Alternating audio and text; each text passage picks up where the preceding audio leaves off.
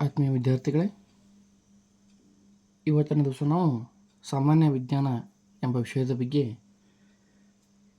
ಮಾದರಿ ಪ್ರಶ್ನೆ ಪತ್ರಿಕೆಯನ್ನು ಚರ್ಚೆ ಮಾಡೋಣ.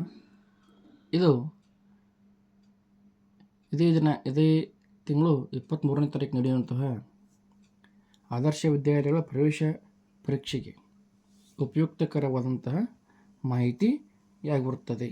ಇದು ಮಾಡೆಲ್ ಕ್ವೆಶ್ಚನ್ ಪೇಪರ್ ಫಾರ್ ಸಾಮಾನ್ಯ ವಿಜ್ಞಾನ, ಜನರಲ್ ಸೈನ್ಸ್. ಕ್ವೆಶ್ಚನ್ ನಂಬರ್ 1, ಹುಲ್ಲಿನ ಜಾತಿಗೆ ಸೇರಿದ ಸಸ್ಯ?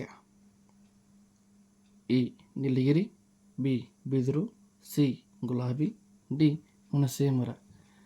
ಇದರಲ್ಲಿ ಸರಿಯಾದಂತಹ ಉತ್ತರ ಯಾವುದು ಅಂತಂದಾಗ ಬಿದಿರು. ನೆಕ್ಸ್ಟ್ ಕ್ವೆಶ್ಚನ್ ನಂಬರ್ 2, ಒಂದು ಮಾರು ಎಂದರೆ ಡ್ಯಾಶ್ ಮೊಳೆಗಳು. ಒಂದು ಮಾರು ಅಂತಂದರೆ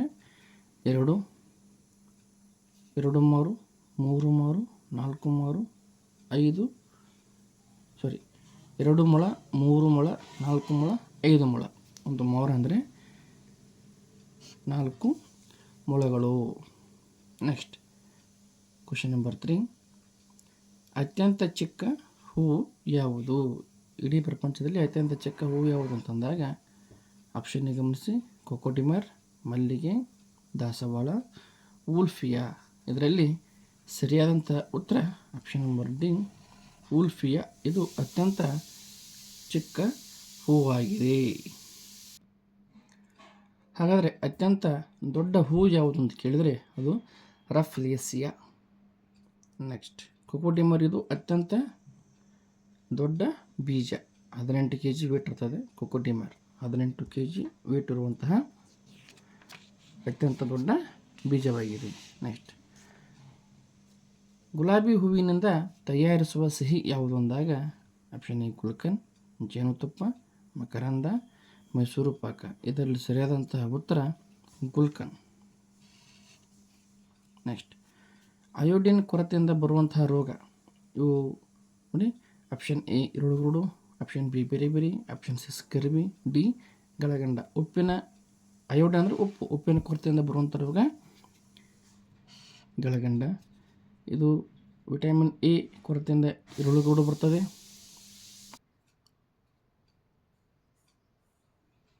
ವಿಟಮಿನ್ ಬಿ ಕೊರತೆಯಿಂದ ಬೆರಿ ರೋಗ ಬರ್ತದೆ. ವಿಟಮಿನ್ ಸಿ ಕೊರತೆಯಿಂದ ಸ್ಕರ್ವಿ ರೋಗ ಬರ್ತದೆ. ಆಮೇಲೆ ಗಳಗಂಡ ರೋಗ ಡಿ ಕೊರತೆಯಿಂದ ಬರುವುದಿಲ್ಲ. ಗಳಗಂಡ ರೋಗ ಉಪ್ಪಿನ ಕೊರತೆಯಿಂದ ಬರುತ್ತದೆ. ನೆಕ್ಸ್ಟ್ ದೊಡ್ಡ ಹೆಬ್ಬಾವು ಆಹಾರವಿಲ್ಲದೆ ಎಷ್ಟು ವರ್ಷ ಬದುಕಬಲ್ಲದು? 1 ವರ್ಷ, 2 ವರ್ಷ, 6 ವರ್ಷ, 3 ವರ್ಷ. ಇದು ಸರಿಯಾದಂಥ ಉತ್ತರ ಆಪ್ಷನ್ ಎ 1 ವರ್ಷ. ಸಾಮಾನ್ಯವಾಗಿ ದೊಡ್ಡ ಹೆಬ್ಬಾವು 1 ವರ್ಷಗಳ ಕಾಲ ಆಹಾರವಿಲ್ಲದೆ ಬದುಕಬಲ್ಲದು. ನೆಕ್ಸ್ಟ್ ಅಕ್ಕಿಯ ಮೇಲ್ಪದರದಲ್ಲಿ ವಿಪುಲವಾಗಿರುವ ಜೀವಸತ್ವ? A B vitamin A, vitamin B, vitamin C, vitamin D. ಇದರ ಸರಿಯಾದಂಥ ಉತ್ತರ ವಿಟಮಿನ್ ಬಿ. ಮನುಷ್ಯನ ರಕ್ತದ ಬಣ್ಣ ನೀಲಿ, ಕೆಂಪು, ಹಳದಿ ಯಾವುದೂ ಅಲ್ಲ. ಮನುಷ್ಯನ ರಕ್ತದ ಬಣ್ಣ ಕೆಂಪು. ಹಾಗಾದರೆ ನೀಲಿ ಮತ್ತು ಹಸಿರು ಅಂತ ಬರ್ತದೆ. ಹಾಗಾದರೆ ಇದು ಯಾವ ಜೀವಿಗಳಿಗಿರ್ಬೋದು ನೋಡಿ: ನೀಲಿ ಬಣ್ಣ ಇದು ಆಕ್ಟೋಪಸ್ಗಿರ್ತದೆ, ಹಳದಿ ಬಣ್ಣ ಇದು ಜಿರಳೆಗಿರ್ತದೆ, ಕೆಂಪು ಮನುಷ್ಯನ ರಕ್ತವಾಗಿದೆ. ಕೆಂಪು ಬಣ್ಣ ಮನುಷ್ಯನ ರಕ್ತದ ಬಣ್ಣವಾಗಿದೆ. ಸಣ್ಣ ಕರುಳಿನ ಉದ್ದ ಡ್ಯಾಶ್ ಅಡಿ?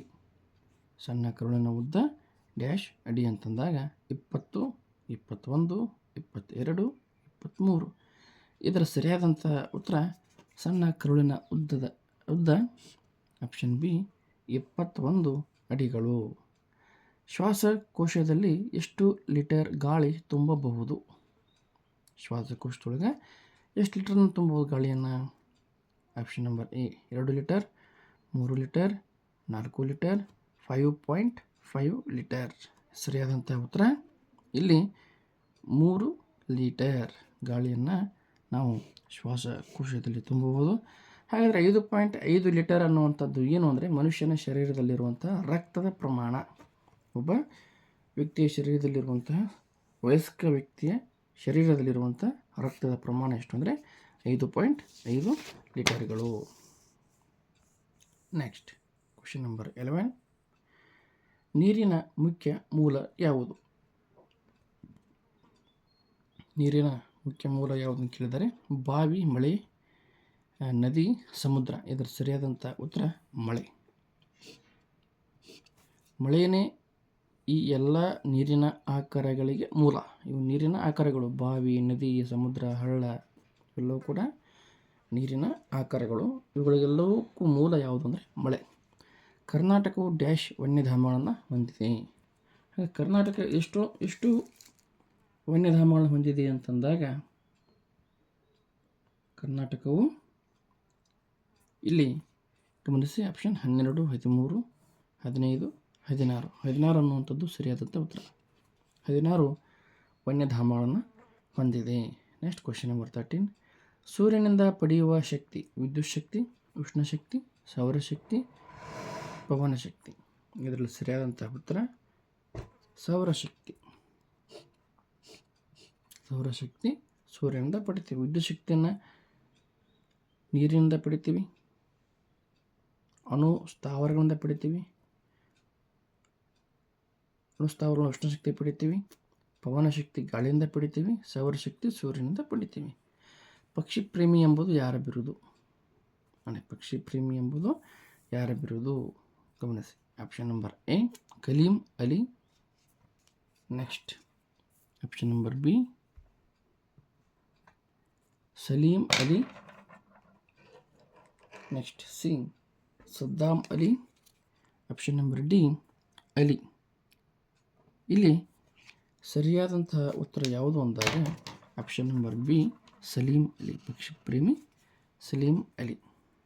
ನೆಕ್ಸ್ಟ್ ನೆಲ್ಲಿಕಾಯಿಯಲ್ಲಿರುವಂತಹ ಜೀವಸತ್ವ ಯಾವುದು? ನೆಲ್ಲಿಕಾಯಿಯಲ್ಲಿರುವ ಜೀವಸತ್ವ option number A, option number B C, option number C B, option number D. ಇದರಲ್ಲಿ ಸರಿಯಾದಂಥ ಉತ್ತರ option number B vitamin C is the right answer. ಹುಳಿಯಾಗಿರುವಂತಹ ಪದಾರ್ಥಗಳಲ್ಲಿ ವಿಟಮಿನ್ ಸಿ ಅನ್ನು ನಾವು ಗಮನಿಸ್ತೀವಿ. ನೆಕ್ಸ್ಟ್ ಹ್ಯಾಲಿ ಎಂಬುದೇನಿದು?